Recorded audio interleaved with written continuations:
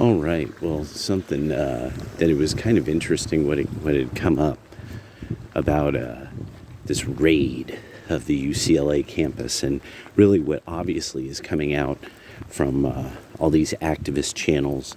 To me, these activist channels actually have high production levels, so this means that there's some kind of effort that's being funded.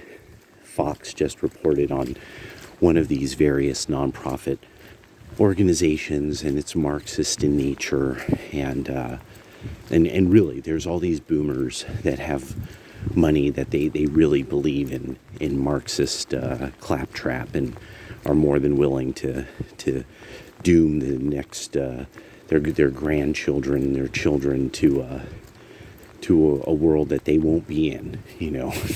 They won't be here when the revolution happens, and they look at that romantically, looking off into the distance, and halcyon, and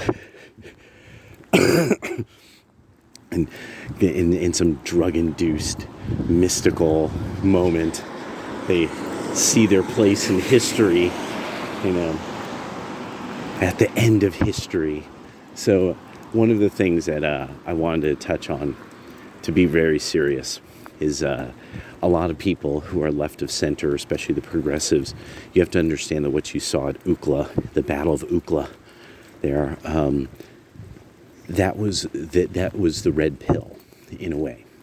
Those of us who we've been a part of this kind of phenomena, the red pill. One of the top people who really discussed it, made the best videos about it, who of course got banned from YouTube, he really discussed how psychologically the anger part of it you have to get over. You just have to, or you'll go, you just will become an angry, crazy person.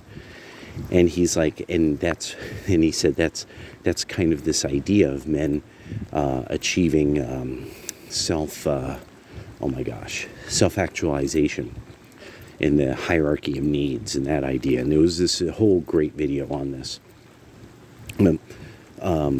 Something that you're going to see is this is when there's a certain truth, or the world fundamentally exposes something that you're like, that it's really the guts. The guts, you see it. You now see what it's really made of. And so the fact that there obviously is a network of Marxists that either don't know what to do about the murderers and civilian attack on civilians by, in many cases, civilians, and an avowed ethnic Marxist-Leninist organization in Hamas, and all the fact that there's people who are either kind of like, hey, you have to understand, these people, or you have to look hey, but yeah, I know what they did was terrible, but, and so there's a bunch of people that, no matter how one feels, there's a bunch of people that this has horrified them. And now they see the world permanently differently. Permanent. This is not going to go back. You have to get that. Once you take the red pill, you can't go back. It's just how deep the rabbit hole goes. And once you take the red pill, a big thing is you see the left very differently. You start really picking up on the patterns of behavior of the left. So a lot of you have made extremely bad enemies. I can't make this clear enough, because none of you on the left can ever, you have effeminate minds, so therefore you can't take accountability because of the nature of the feminine mind and the effeminate man. The accountability is a part of a certain set of virtues, and effeminacy is kind of the wicked abrogation of virtue.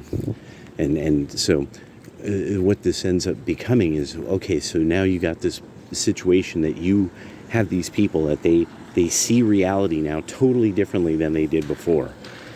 They have now physically, like, got their rage has come out physically.